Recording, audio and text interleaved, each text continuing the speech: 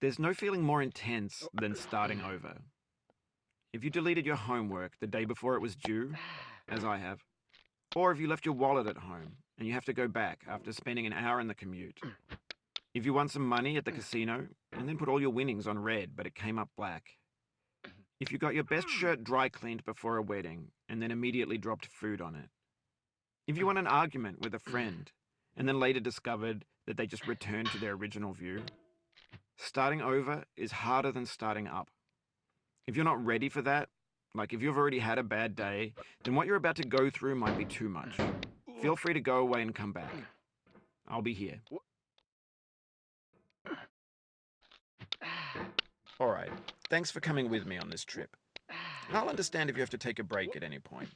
Just find a safe place to stop and quit the game. And don't worry, I'll save your progress, always, even your mistakes. This game is a homage to a free game that came out in 2002, titled Sexy Hiking. The author of that game was Jazuo, a mysterious Czech designer who was known at the time as the father of B games. And B games are rough assemblages of found objects. Designers slap them together very quickly and freely, and they're often too rough and unfriendly to gain much of a following. They're built more for the joy of building them than as polished products. In a certain way, Sexy Hiking is the perfect embodiment of a B game. It's built almost entirely out of found and recycled parts, and it's one of the most unusual and unfriendly games of its time. In it, your task is simply to drag yourself up a mountain with a hammer. And that act of climbing, in the digital world or in real life, has certain essential properties that give the game its flavor. No amount of forward progress is guaranteed. Some cliffs are too sheer or too slippery. And the player is constantly, unremittingly in danger of falling and losing everything. Anyway, when you start Sexy Hiking, you're standing next to this dead tree that blocks the way to the entire rest of the game. It might take you an hour to get over that tree, and a lot of people never got past it. You prod and you poke at it, exploring the limits of your reach and your strength, trying to find a way up and over. And there's a sense of truth in that lack of compromise. Most obstacles in video game worlds are fake. You can be completely confident in your ability to get through them once you have the correct method or the correct equipment or just by spending enough time. In that sense, every pixelated obstacle in Sexy Hiking is real. The obstacles in Sexy Hiking are unyielding, and that makes the game uniquely frustrating. But I'm not sure Jazuo intended to make a frustrating game. The frustration is just essential to the act of climbing, and it's authentic to the process of building a game about climbing. A funny thing happened to me as I was building this mountain. I'd have an idea for a new obstacle, and I'd build it, test it, and it would usually turn out to be unreasonably hard. But I couldn't bring myself to make it easier. It already felt like my inability to get past the new obstacle was my fault, as a player rather than as a builder.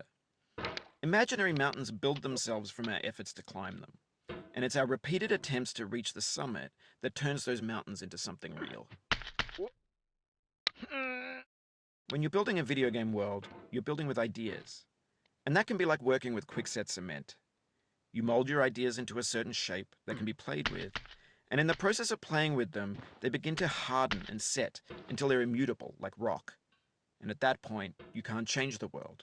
Not without breaking it into pieces and starting fresh with new ideas. For years now, people have been predicting that games would soon be made out of prefabricated objects, bought in a store and assembled into a world.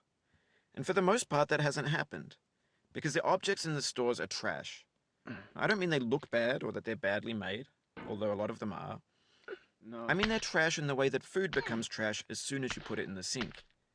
Things are made to be consumed and used in a certain context, and once the moment is gone, they transform into garbage. In the context of technology, those moments pass by in seconds. Over time, we've poured more and more refuse into this vast digital landfill that we call the internet.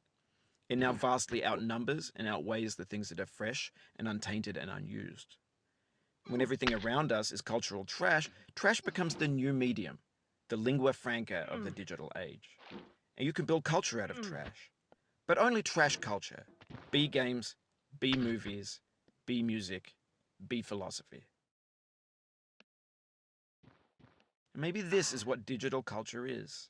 A monstrous mountain of trash, the ash heap of creativity's fountain. A landfill with everything we ever thought of in it. Grand, infinite, and unsorted. There's 3D models of breakfast, Gen X's fanfic novels, scan magazines, green screen Shia LaBeouf, banned snuff scenes on LiveLeak. Facebook's got lifelike bots with unbranded adverts and candid shots of Kanye and Taylor Swift mashups, car crash epic failed GIFs, Russian dashcam vids, discussions of McRibs, discarded, forgotten, unrecycled, muddled, rotten, untitled. Everything's fresh for about 6 seconds, until some newer thing beckons, and we hit refresh. And there's years of persevering, disappearing into the pile, out of style, out of sight. In this context, it's tempting to make friendly content that's gentle, that lets you churn through it but not earn it. Why make something demanding if it just gets piled up in the landfill, filed in with the bland things? When games were new, they wanted a lot from you. Daunting you, taunting you, resetting and delaying you. Players played stoically. Now everyone's turned off by that. They want to burn through it quickly. A quick fix for the fickle. Some tricks for the clicks of the feckless. But that's not you. You're an acrobat. You could swallow a baseball bat.